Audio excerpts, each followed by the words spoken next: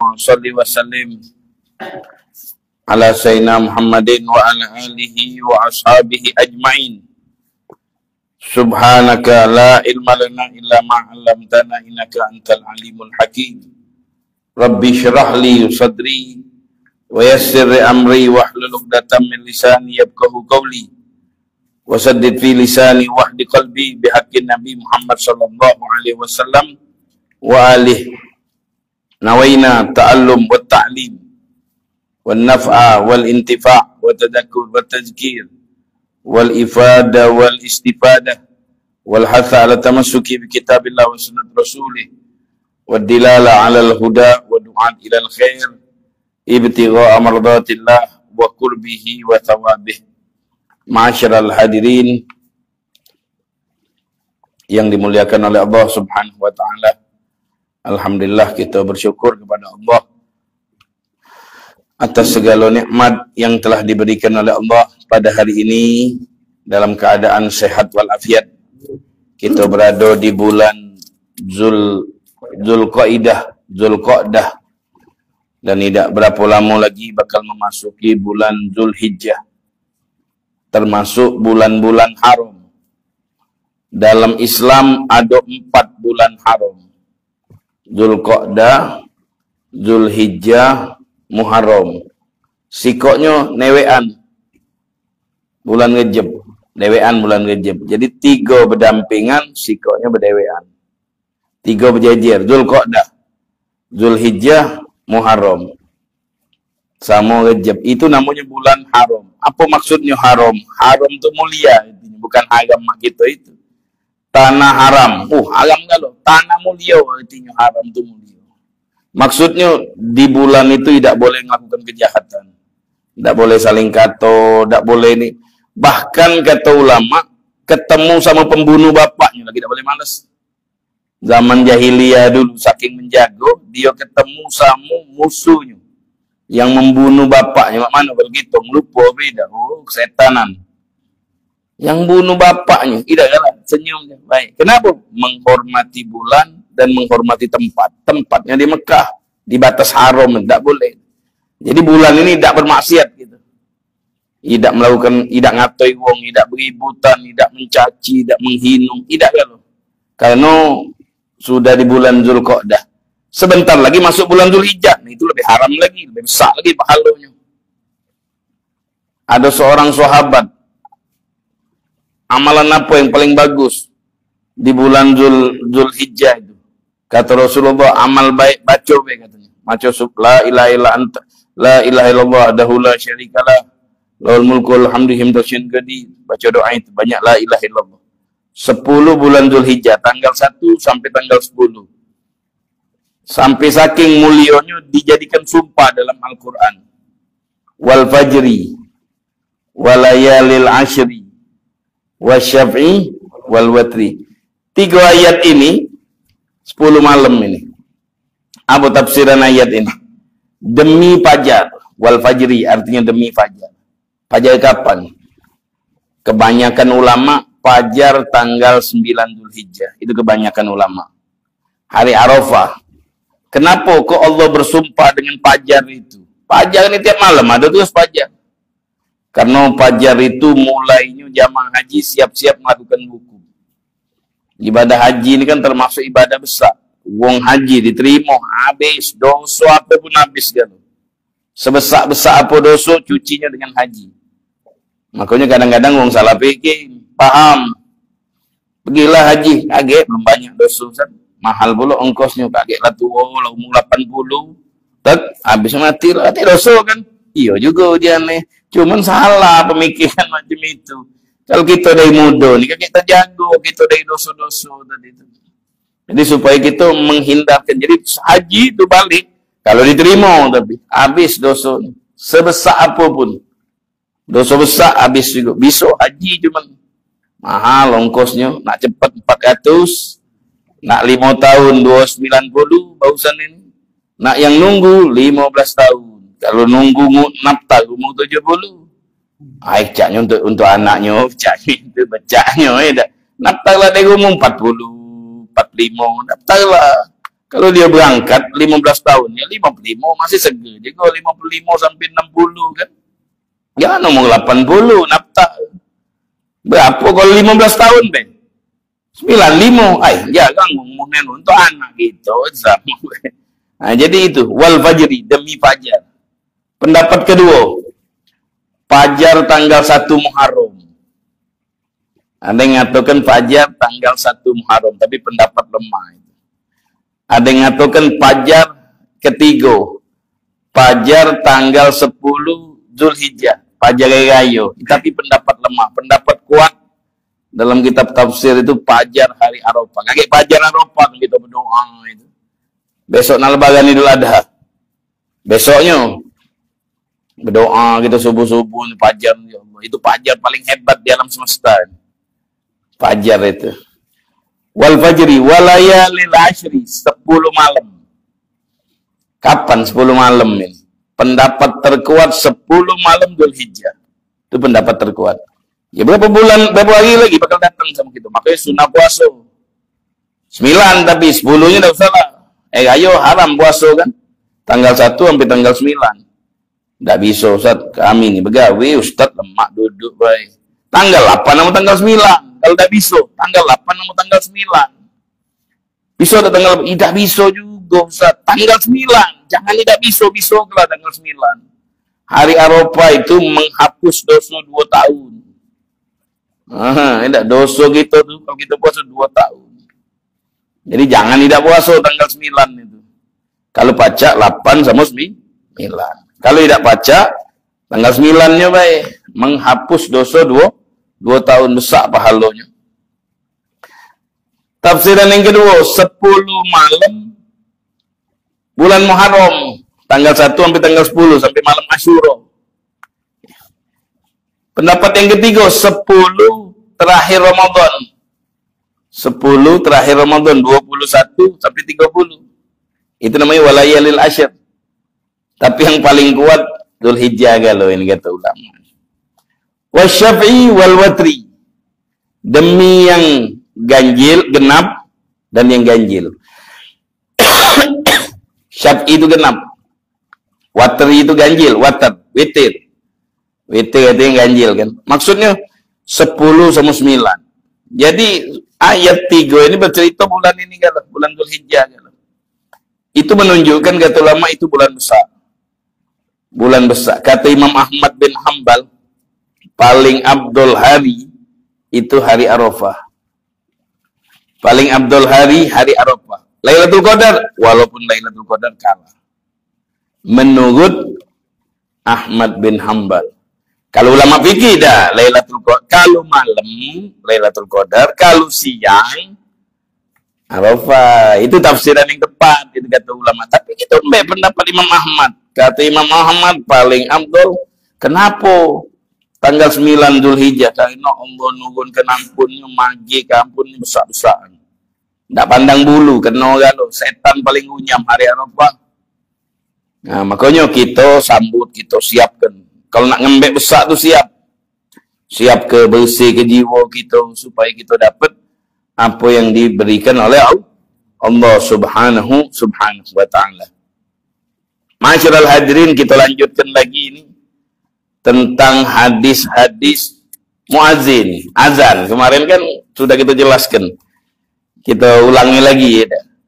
Dalam kitab fikih itu azan menunjukkan waktunya sholat. Jadi jangan azan kalau waktunya belum masuk. Waktunya lah masuk baru azan. Makanya Ustaz, boleh tak uang lagi setengah azan kita makan buka maghrib? Boleh. Tidak ada mesti nunggu habis. Kenapa? Azan itu lah masuk. Ustaz, aku lagi sahur, Ustaz. Muazzin, berhentilah. Stop. Kalau lagi makan, metu kan kumu-kumu. Bukan nunggu, biarlah. Kopi ini belum gelap sampai la ilaha illallah. Nah, itu salah itu. Nah, itu saya kenapa karena azan ini itu sebabnya sudah masuk baru azan. Kalau belum masuk, tidak boleh azan. Setengah menit lagi. Kaki setengah masuk kan? Tidak boleh. Nunggu masuk dulu baru azan. Itu azan ini. Hukumnya. Azan ini menunjukkan waktu sholat. Ada sholat sunnah azan, sunnah qomat. Sholat 5 waktu. Azan duhur, Allahu Akbar, Allahu Akbar. Habis sholat, habis azan, nak komat, nak sholat, komat. Sholat 5 waktu. Ada sholat pakai komat, beda pakai azan. Kalau digabungkan duhur sama asar, sholat pertama azan, komat. Nak sholat asar, komat, beda usah azan. Sudah azan ngapa? Nah itu lagi, nunjukkan waktu beda. Sholat asar ini belum masuk waktu asar. Kamu tuh boleh sholat asar, ngapain? Karena kami jamak, Ustaz. Silahkan. Ada sholat, tidak azan, tidak komat. Cuman teriak as-sholatul jami'ah. Sholat apa itu? Sholat tarawih, sholat erayo. Agak sholat erayo, bes-bes Allah. Mau salah aja orang ni. Tak pakai azan lagi kami. Tak pakai komat. Pernah itu. Dulu anak di pesantren, tak sebalikan. 3 tahun tak balik. Sering itu. Pernah di kampung kami itu, Idul Fitri pakai azan. Marah kalau kiai-kiai Jawa, marah kalau tegur azan. Mana ada azan katanya di sini katanya. Kalau Idul Fitri, kalau azan, kalau apa nih, kalau sholat Id tidak sunnah azan. Cukup dia sholatul Idul Fitri jami'atan asabakumullah, atau dengan bahasa-bahasa menunjukkan sholat jami'ah. Yeah. Sholat Id, Idul Fitri sama Idul Adha. Sholat witir Ramadan, sholat tarawih, iya deh. Itu sholat apa lagi? Itulah kayaknya. Ada sholat ida azan, ida qomat, ida as-sholatul jami'ah. Sholat baik, duha, witir, tidak usah witir Ramadan, tidak usah teriak-teriak, langsung besolat. Qobliyah, ba'diyah, langsung besolat. Tidak usah teriak-teriak nyuruh, tidak usah sholat. Nah, itu dalam hukum fikih. Kemudian kita sudah belajar tentang hukumnya azan. Ulama hilaf hukum azan. Ada yang mengatakan sunnah, ada yang mengatakan fardu kifayah. Jadi hukum azan itu ulama hilaf. Fardu kifayah, kalau sudah azan tidak usah. Ada yang mengatakan sunnah, Ustaz. Azan itu sunnah. Kemudian panjang kemarin sudah kita ceritakan, sampailah keutamaan muadzin, panjang leher. Kinayat, peribahasa. Masuk Lembang banyak peribahasanya. Sedia hujat payung sebelum siap-siap. ATM tu penuhi nak lebaran ini. Ya, apa dia lagi? Itu peribahasa. Panjang tangan. Kalau dalam bahasa Arab tuh lu lihat itu artinya dermawan. Dermawan, tangannya panjang. Kalau gitu udah bagus, paling tangan panjang. Apa dia lagi? Peribahasa gitu, banyak kan? Nah ini Rasulullah mengatakan muadzin itu lehernya panjang. Nah ini bakal kita bahas ini, pendapat-pendapat ulama yang mengatakan arti daripada muadzin itu lehernya panjang. Gala annal muadzin, bahwasanya orang yang azan, mahfudun min ahwal yaumal qiyamah. Orang yang azan itu terjaga dari kesulitan hari kiamat. Tolah dewe hari kiamat. Ada uang bangkit dari kubur itu imma rokib, imma markub. Kadang-kadang gitu ngendarai amal. Kadang-kadang gitu mikul idoso. Makanya beban gitu sebelum mati itu lepaslah. Jangan kayak sago gitu. Mana Ustaz ngelepas? Ampunan. Cari di mana ada lokak ngampuni dosa, majlis taklim. Nah ini nih. 10 hari ini, nah ini lokak juga ini. Lah nanjuk tahu lokak ini depan mata. Kalau pacak sengapikul atau sekantong liwat atau habis kenian. Ayo kan ampunan galau itu. Jadi kalau seandainya terjadi takdir, tidak berpikulan gitu. Kalau pacak nunggangi. Kalau pacak bertunggang. Kita berangkat nak naik mobil, nak jalan kaki ya boh. Nak mikul. Oh nak naik mobil sana lemah. Kalau pacak cepat. Nah itulah dikumpulkan lagi. Jadi mana lepas ke dulu tuh baju-baju dah usah lah ATM berkantong lemah ada galau di sini sama mengendarai kita. Pi makanin baris, tempat tinggi, mutamayyid an ghairi min ahlil mauqib, berbeda dengan wong yang tidak azan. Qala al muadzin atwalun nasi a'nagun yaumal qiyamah. Muadzin itu orang yang paling panjang lehernya pada hari kiamat. Apa maksud hadis ini? Sering ini digawat, tapi kadang-kadang orang nggak tahu apa maksud hadis. Kalau kita sekarang ini, lo ke apa ini ada, kira-kira ada. Secara logika, lo ke apa, Kamil makan apa nih? Nah ini leher panjang nggak? Kalau ini nggak gini kawan, selalu melihat apa yang dia dapat. Apa yang dia dapat tuh jingok. Allahu Akbar, Allahu Akbar. Boleh apa pahala lagi? Nah, itu selalu melihat apa. Artinya Allah memberikan dia pahala yang besar. Allah memberikan wong yang muazzin ini pahala yang besar. Apa yang dia harapkan itu diberikan oleh Allah. Itu maknanya hadis ini. Galal ulama, pendapat ulama lain. Peribahasa leher panjang ini artinya pengikutnya banyak. Pengikutnya banyak. Kalau dia ormas, dia ketuanya, bosnya, anak buahnya banyak. Kalau dia ngetek 1.000, ngetek pas ini kayak 3.000. Nah, itu namanya panjang leher dalam bahasa Arab. Ini panjang leher. Ada lagi yang mengartikan panjang leher itu, dia ngatakan artinya wong yang mempunyai kedudukan. Kalau kita punya kedudukan kuat itu tangan besi. Leher tidak, yo setiap tempat ada istilah-istilah yang berbeda. Nah, di zaman Nabi itu mungkin wong yang punya kedudukan tinggi, lehernya tinggi, kan kedudukannya tinggi. Ada lagi yang ngatakan di hari kiamat, yang lain lagi. Ada lagi di hari kiamat itu bakal banjir keringat. Sebab manusia itu waktu ngantri 500 tahun tegak di padang mahsyar. Dalam hadis itu ya Rasulullah, matahari sejengkal, semini matahari sanu, lagi ingat kita. Belum musim panas ya. Matahari itu sejengkal ya. Ada yang keringatnya sematu kaki.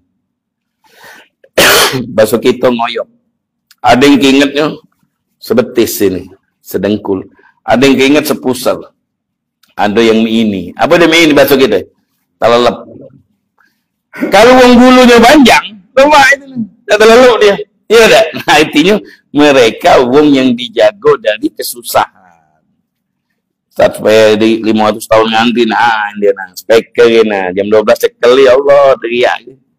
Itu tidak susah. Ini maksudnya panjang leher. Jadi mereka tidak mendapat kesusahan kelak di mahsyar. Kenapa? Lehernya panjang. Tidak tenggelam dia. Wong gulunya dekati, telelep dia. Karena Nabi ngatakan ada wong semini. Ya, semini ini tidak ajak napas gitu. Kalau lehernya panjang, tidak apa dia. Artinya apa dia? Mereka tidak sulit kaget dari kiamat. Jadi wong yang nak selamat kaget di padang mahsyar, azan. Insya Allah diselamatkan oleh Allah Subhanahu wa Ta'ala. Wa minha, nah di antara yang lain lagi keutamaan azan. Ini kitab ini bagusnya ini. Azan ini ciri khas umatnya Rasulullah katanya. Umat lain tidak ganti azan. Umat Rasulullah beazan. Cerita awal azan, sahabat sama Nabi itu berdiskusi. Yang rumahnya jauh, galak sholat sama Nabi, tapi telat. Tahu-tahu dari jauh rumahnya datang, telat. Nabi lah semayang. Akhirnya mereka tuh ngomong, ngeluh, kami ini rumah jauh, maklum deh katanya. Kadang datang ke masjid, Nabi sudah bubar. Injuk tando, kapan Nabi semayang? Akhirnya apa dia tandonya? Ini begitu bakar asap. Sampah. Pucuk bukit. Yang kami rumahnya jauh, nyengok bukit itu berasap. Jadi kami bisa datang. Kata Nabi, jangan. Asap api itu syiarnya majusi. Kayak lamo-lamo. Azannya hilang, api disembah. Karena zaman Nabi itu masih animismenya kuat kan? Kan dulu nyembah patung dulu di zaman itu. Jangan kata Nabi. Nabi kalau ada kesyirikan itu cepat-cepat jangan. Ini kata yang kedua, kita tabui lonceng. Kata mereka ngusul gitu. Kata Nabi jangan, lonceng itu syiarnya agama Nasrani. Nasrani itu lonceng dulu, lonceng rusak itu. Saingan kayak Dimpus itu ada juga kan. Sano yang bunyi kita sano gini, kan ada bunyi sano yang bunyi rupanya kan sini. Untung lah dah loncengnya. Syiarnya ya Nasrani itu jangan kata Nabi. Akhirnya mereka tidur. Malam-malam mimpi wong jual lonceng. Ada sahabat namanya Abdullah bin Zaid. Dia inilah ceritanya. Dia ngomong, aku beli lonceng itu. Kata. Nak jual apa? Iya, berapa? Untuk apa kau beli lonceng aku ni? Kata. Untuk nunjuk hadiah Nabi. Ngapa nak nunjuk Nabi lonceng ini? Nabi itu berdiskusi masalah azan. Singkat cerita nak pakai lonceng kami. Kata. Oh jangan, kata dia. Maukah aku ajar ni? Kalau kau azan baca Allahu Akbar, Allahu Akbar. Subuh-subuh dia datangi Nabi. Habis sholat subuh ceritalah mimpinya. Kata Nabi itu malaikat Jibril. Ngajari agama. Garis bawahi. Ustaz, anak nak bertanya. Madai hukum fikih ngembek dari mimpi. Nah, kalau kami ujang mimpi juga, mana? Mana mimpi-mimpian apa minim saya pakai takwil-takwil mimpi, kalau mimpi. Bukan. Wahyu yang datang itu sesuai sama mimpi. Nabi malaikat Jibril itu datang sama Nabi ngajari adzan juga. Tahu-tahu mimpi dia ada. Ada bebarengan. Jadi bukan artinya Rasulullah ngembek dari mimpi, bukan. Aku ni datangi malaikat juga semalam ngajari adzan. Oh kau mimpi, sama berarti mimpi kau dengan Nabi. Dikit lagi dari belakang saya Umar narik selendang ya. Aku semalam mimpi persis apa yang kamu ngomongkan tadi. Nah, berarti bukan dia ni baik, Abdullah bin Zaid. Saya Umar juga. Nah, jadi bukan artinya agama Islam itu pakai mimpi. Mana boleh Islam pakai wahyu dari Allah. Kan itu jawabannya. Kalau kamu jelas gini, orang nak nanya itu, ini jawabannya. Jadi bukan dari mimpinya. Akhirnya sampai sekarang azan ini adalah. Jadi azan dari Rasulullah Shallallahu Alaihi Wasallam. Wa minha annaman adzana isna asyar sana. Kemarin wong yang azan 7 tahun. Lillahi ta'ala, tidak berharap. Ikhlas. Al-amal li ajlillah. Beramal untuk Allah. Itu ikhlas. Tidak berharap macam-macam. Itu tidak hancur tanahnya. Apa ni badannya. Kita kalau mati, badan kita ni dimandikan. Di antara yang dipakai banyu kapur bagus. Apa untuk kapur bagus? Supaya tidak dimakan cacing-cacing ini. Ulet-ulet ini belagi kalau kapur bagus tu. Ada masanya setahun. Kelamuan setahun. Ada 3 bulan lah hilang kapur bagus ada. Kalau lalut ni tak doyan. Ulet ni, mudah tahu ulet sekarang katanya doyan kalau katanya. Nah, jadi ulet sekarang dahsyat ulet zaman Nabi ini sekarang makannya kalau ulet zaman sekarang ini kapur bagusnya juga tidak asli zaman sekarang ini banyak campuran. Nah, jadi wong yang azan 7 tahun nilai ta'ala jasadnya tidak ada hancur, tak usah dibuka kuburannya dipaku gembok 7 tahun. Ulama-ulama banyak ngamalkan ini. Jadi yang tukang azan zaman dulu sebut ulama. Ustaz kan salin, kamu nguyuk aku, maka ustaz zaman sekarang dulu azan. Padahal itu hebat azannya itu. Hebat azan. Kenapa? Tidak hancur. Jadi ulama banyak ada di Hadramut tuh. Habib Abdurrahman Al-Masyhur. 50 tahun. Dia azan, dia qomat, dia imam. Ulama dia kan, dia imam. Kalau Palembang jangan. Kalau kamu udah imam juga. Udah ini juga. Ami ujang azan, imam qomat nikel kucilangga. Lagau, langga gini. Iya dah, magau ngoi gentian dulu. Aku baca juga azan. Nah, jadi azan itu bagus itu. 7 tahun sudah tutup kuburannya. Tidak usahlah digali. Di Palembang tidak digali ya. Kalau di luar negeri, di tempat kita tuh digali. Karena tanahnya tanah panas. Kalau lah 30 tahun udah tulang itu. Pinggir kan masukkan kakeknya, anaknya, kakeknya ini kan, anaknya pula. Wong tadi tuh hancur kalau. Kalau kita di Palembang tidak digali kuburannya. Kalau dikubur kan udah. Nah, jadi kalau mayitnya suka azan 7 tahun. Tidak hancur badannya. Sama becak para nabi. Ulama dah hancur juga. Ulama tukang azan, hafiz Quran. Oh, nabi kan tak bisa gitu kan. 3 ini dia. Tidak hancur jasadnya. Galaman azana isna asyar sana. 12 tahun nilai ta'ala. Wajabat lahul jannah. wajib masuk surga. 12 tahun tu lama itu. Pan Abdullah bin Umar, hadis dari Abdullah bin Umar, anna Rasulullah SAW qala man azana 12 sana wajabat lahul jannah, wajib masuk surga. Wa kutiba bitadin fi kulli yawm 60 hasanah. Setiap azan dinjuk pahala. Allah tu 60 pahala. Di kulli iqamah salasun hasanah. Setiap qomat 30 pahala. Separuhnya kalau azan 60, qomat 30. Jadi inilah yang diberikan oleh Allah bagi wong yang suka azan. Nah, makanya azan ini kita ambil. Ada jatah bakal azan embek lah itu. Pahalanya besar itu. Dalam kitab fikih bagus bagus azan atau bagus imam. Kata ulamanya itu azan lebih abdul dari imam. Ada yang mengatakan azan sama qomat lebih bagus dari imam. Kalau azan lebih abdul dari imam, ngapa Nabi tidak muadzin? Ngapa Nabi imam? Ini pendapat Tapi ada yang mengatakan imam lebih abdul. Karena Nabi nyalan ke imam, tidak azan. Tapi ada pendapat azan yang lebih abdul. Karena Nabi tidak azan tu. Karena kalau Nabi azan, wajib datang lanang betina. Makanya Nabi dah kalah azan.